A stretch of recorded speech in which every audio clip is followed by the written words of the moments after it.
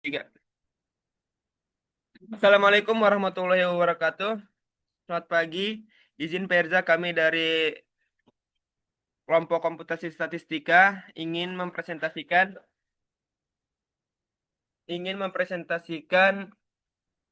hasil analisis kami time series yang mana data tersebut kita ambil dari Kaggle.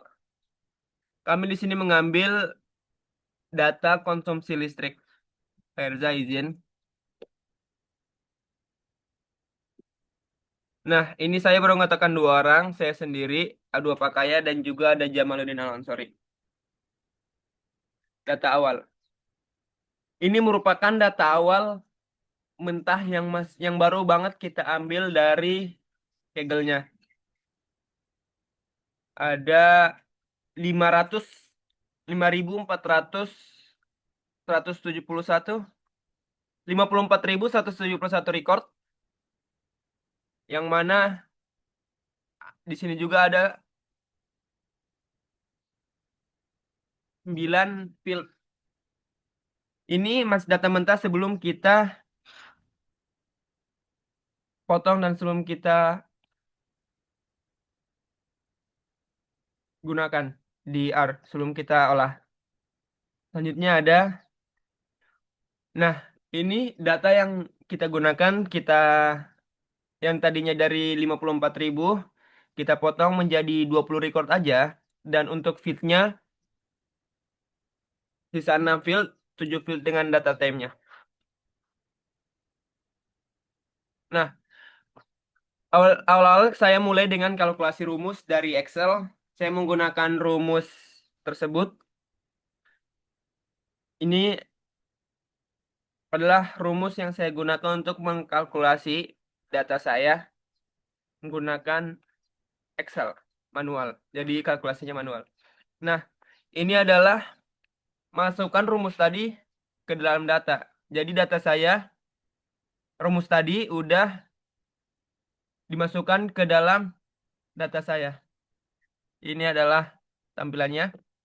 Selanjutnya ada menghasilkan matriks. Ini adalah beberapa matriks yang dihasilkan dari kalkulasi tadi. Selanjutnya ada determinan dan validasi determinan. Di sini, determinan A itu adalah cara kita atau cara saya dengan Jamal mencari determinan secara manual. Adapun yang ini, yang sebelah kiri, yang sumber output, itu adalah cara saya dan Jamal untuk mencari determinan secara otomatis menggunakan analis data. Untuk model regresinya sama menggunakan rumus awal. Nah, ini kita langsung ke R Studio-nya untuk sesi kali ini dilanjutkan oleh saudara Jamal Ansori. Silakan, Jamal. Baik, ini kita masuk ke Art Studio-nya. Nah, di sini kita pertama-tama kita em, menampilkan library-library yang kita akan gunakan. Di sini kita menggunakan library forecast, library GGP, load to library time series. Nah, kemudian kita mengimport data kita. Nih, selanjutnya. Nah, terus di sini kita eh, cek struktur data kita bagaimana.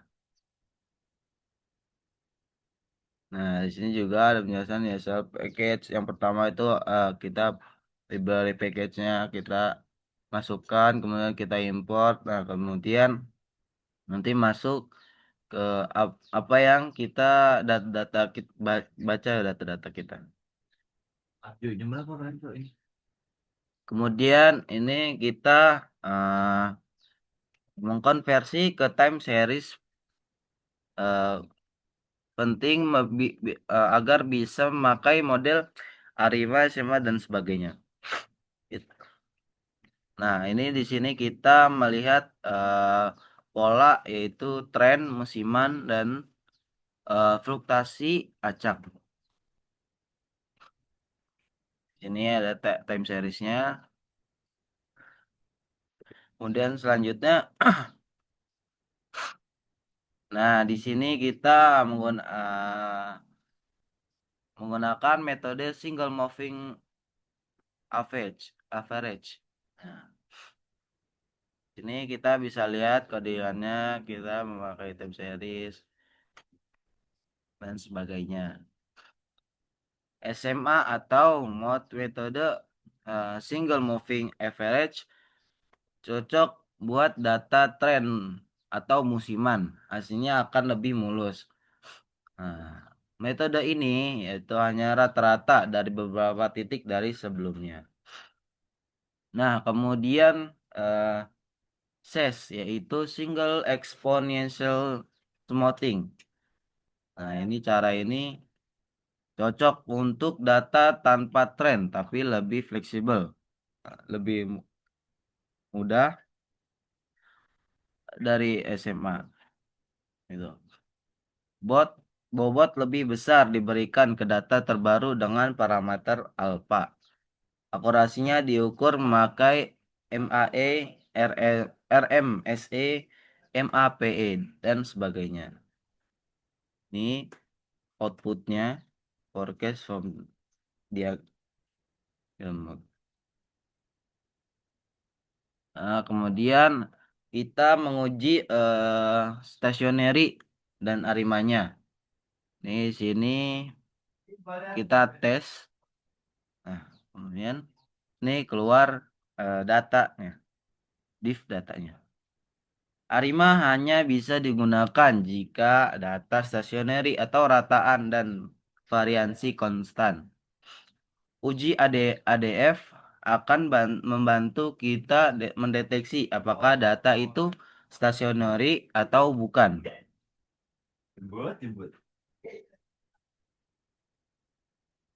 Eh, Plot ACF dan PACF. ACF dan PACF membantu menentukan parameter Pi dan Q untuk model ARIMA. Nah, di sini kita eh, menampilkan dengan menyebut ACF dan PACF. Oke, kemudian kita forecasting menggunakan ARIMA. Nah, di sini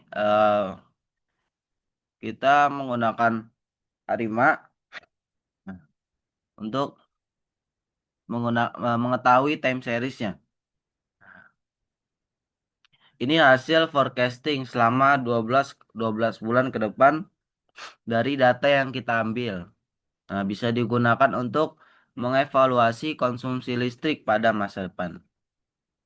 Nah, ini hasil dan kesimpulan. Nah, yang pertama kita hasil data berhasil kita konversi menjadi time series. Uji ADF menunjukkan data tidak stationary, maka dilakukan differencing. Nah, setelah ACF dan PACF diperoleh model ARIMA optimal menggunakan auto ARIMA. Hasil prediksi selama 12 bulan yang terdapat di data ini menunjukkan adanya fluktuasi berguna untuk estimasi konsumsi listrik ke depannya. Nah, metode deret waktu seperti SMA, SES, dan ARIMA dapat diterapkan pada konsumsi listrik untuk menghasilkan prediksi yang akurat.